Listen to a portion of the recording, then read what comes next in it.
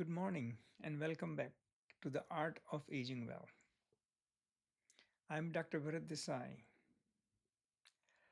Before we go any further, one quick note: this channel is for health education only, not a personal medical advice. Please consult your own physician before making changes to your health. Now, to live long and to age with vitality, strength, and vigor, the first step is preventing or at least delaying the chronic diseases that slowly steal energy, independence, and quality of life. And among all contributors to healthy aging, one stands above the rest, like a Mount Everest, and that is metabolic health. Get your metabolic health right, and you dramatically lower your risk of diabetes, heart disease, stroke, dementia, cancer, and premature aging itself. Ignore it, and everything else eventually follows. So, today we'll talk about this metabolic dysfunction, insulin resistance, this modern plague, as I was talking about.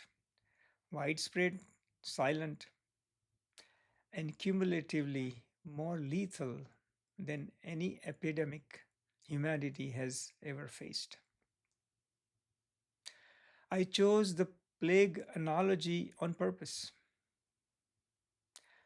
Unlike historical pandemics like plagues, COVID, this one did not arrive suddenly. It is not dramatic. It does not instill fear or urgency. It spreads slowly, silently, under the radar. And because it's so difficult to pinpoint and is easy to ignore and takes years to reveal itself. Because of this, its severity and consequences are profoundly underappreciated. So, what is metabolic dysfunction? Often called insulin resistance syndrome. It's a cellular problem. It's not just about insulin, sugar, carbohydrates. And it's not a single isolated defect. It involves multiple interconnected cellular pathologies or processes like elevated insulin levels, insulin resistance, chronic inflammation, oxidative stress, mitochondrial dysfunction, abnormal visceral fat deposition, leaky gut, and more. Arguing about which comes first, the horse or the cart, or which one matters most, misses the point. The critical issue is this: there is a fundamental failure at the cellular level, affecting how cells produce and manage energy. Your body has one fundamental job, which is critical: to turn the food you eat into energy, store extra energy for later, and release it when you need it. And when this system begins to fail, we call it metabolic dysfunction. At its core, there is a problem of energy handling at the cellular level. The mitochondria, the cell's energy factories, begin to malfunction.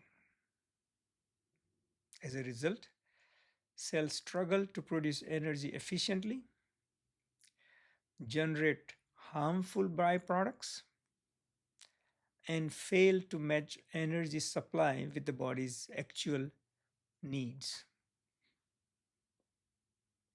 So, even when there is plenty of fuel available, cells behave as if they are starved.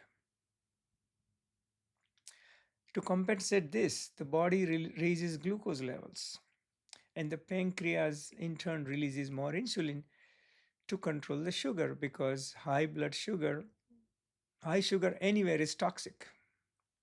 So over time, this compensation creates a vicious cycle that quietly accelerates disease process throughout the body. So glucose and insulin in this context are signals. They are messengers telling us that cells are under strain and no longer producing energy efficiently. For years, sometimes even decades, this dysfunction causes no obvious symptoms.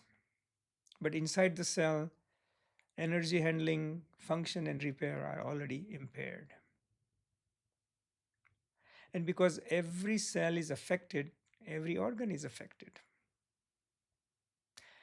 And that's why this single underlying process shows up as many different diseases: diabetes, obesity, heart disease, stroke, dementia, and cancers.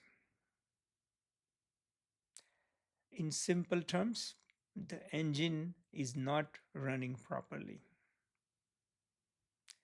Think of it as an old, out of tune Chevy clunker. It produces less power, so that is fatigue, burns more fuel, so that is constant hunger because you always want more fuel, and runs hot, so that is your chronic inflammation. Plus, it will release noxious smoke and fumes, and that is your oxidative stress. So that's why you always hear about antioxidants, anti-inflammatory diets, and all these attract so much attention because these are attempts to counter the byproducts of inefficient energy production. So rather than countering this, why not make the energy production efficient, right? So how widespread is this metabolic dysfunction? It's not rare. In the United States, the vast majority of adults are metabolically unhealthy, 9 out of 10. Worldwide, obesity, type 2 diabetes now affect hundreds of millions across every continent. We are seeing cancers rise and appear at younger age. We are seeing heart attacks and sudden cardiac death in people once considered to be too young. And this is no longer confined to one country or one culture. It is unfolding across India, East Asia, Middle East, and the West. A truly global phenomenon. In less than a single lifetime, overall human health has deteriorated dramatically. Non-communicable diseases driven by this dysfunction now kills tens of millions of people every year, and the trend continues to worsen. In the United States, life expectancy has declined for the first time in decades, despite spending more per person on healthcare than any nation in history. This contrast alone should tell us that something fundamental is broken. And yet, this plague remains largely sidelined. Instead of confronting metabolic dysfunction directly head on, endless alternative explanations are offered: calories, aging, laziness, genetics, stress, lifestyle, turning this debate and controversy into delay and inaction, while damage accumulates silently around the world. So, why this metabolic function is insidious? And why is this missed? Meaning it develops very slowly and silently over the years before anyone notices. First, the early signs are vague and they are not specific. Fatigue, weight gain, brain fog, constant hunger. These are usually blamed on stress, aging, or being out of shape, but not all insulin resistance. Second, routine lab tests often look normal. Your blood sugar is normal, your A1C looks fine. So everyone, patients and doctors alike, feels reassured. But by the time fasting glucose starts creeping upwards, I would say even more than 80, the problem is already well established. Third, there is no standard screening test that says your metabolism is failing at the cellular level. At present, insulin is our best practical proxy for detecting this problem early because insulin levels often rise 10 to 15 years before your blood sugar even becomes abnormal. Not because insulin explains everything, but because it is the most accessible early warning signal we have. Until reliable routine measures of mitochondrial dysfunction, oxidative stress, inflammation, and gut integrity become available. Now, the fasting insulin is widely available, very inexpensive, costs 5-10 bucks, and yet it is rarely measured. If I had to guess, 9 out of 10 of you watching this video have never had your fasting insulin checked. And here is the part I find deeply troubling. The American Diabetic Association does not recommend routine testing for fasting insulin. And the reasons cited are because it's variable, there is lack of standards, and there is lack of perfect reproducibility. But in my view, this reflects a major blind spot in modern medicine. We have become fixated on correcting a number, fixating on number, instead of treating that number as an early warning signal, a messenger, a sign that something is wrong in the body. And the underlying process needs to be addressed. Do not attack the messenger, do not kill the messenger. So the modern medicine is organized around diagnosing diseases but not detecting early processes. You are not told you have insulin resistance or metabolic dysfunction. You are told much later that you have diabetes, heart disease, stroke, hypertension, etc. So insulin resistance remains largely invisible, not because it's not serious, but because it does not fit neatly into how medicine looks at the diseases. Waiting for blood sugar to rise is like waiting for smoke to fill the room. Instead of responding to the smell of something burning, we wait till the fire has engulfed the house. And then we react late and then throw everything but the kitchen sink at the fire. There is another blind spot of modern medicine. The seriousness and widespread damage caused by this metabolic dysfunction are often underestimated, even within the medical community. Many people and even many doctors are act quickly when the blood pressure or cholesterol goes up even little. But a slightly elevated blood sugar, say around 99, is often brushed off as normal, nothing to worry about. And even when it creeps into so-called pre-diabetic range, 100 to 125, it is still treated casually.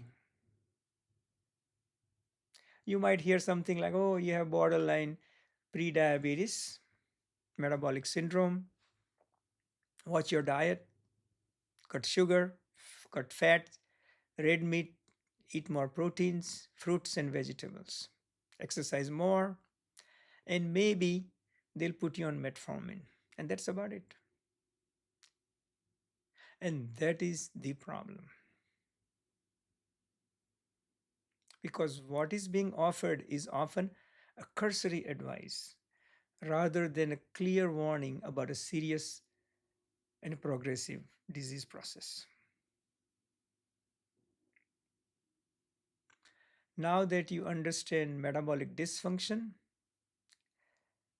its seriousness, and its still the nature, in the next video, we will explore the real world causes of metabolic dysfunction, the controversies and dogmas surrounding it, and how you can assess and monitor your own metabolic health.